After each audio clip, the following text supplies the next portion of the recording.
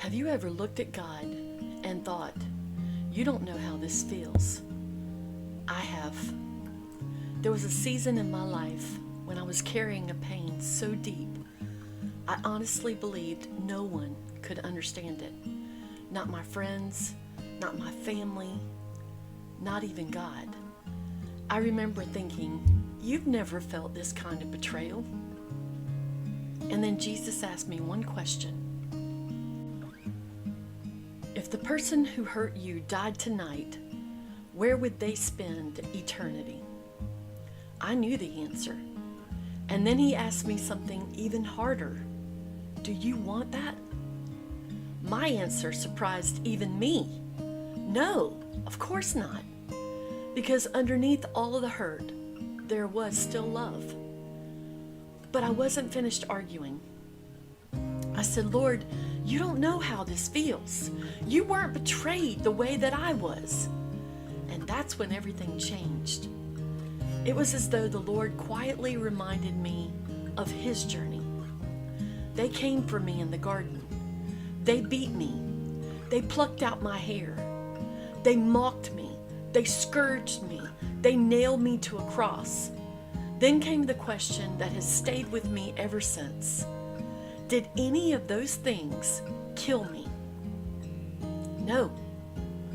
Then he impressed something upon my heart that I will never forget.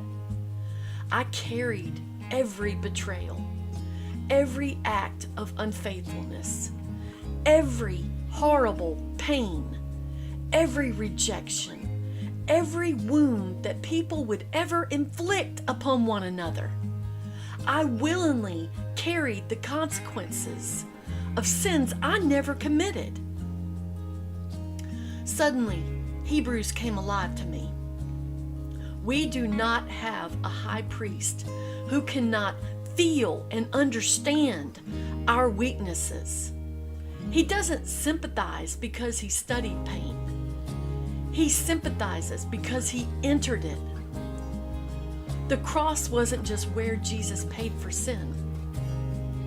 It was where he willingly stepped into every heartbreak this world would ever know, every betrayal, every abandonment, every rejection, every shattered dream.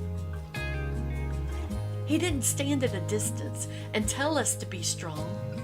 He entered our suffering.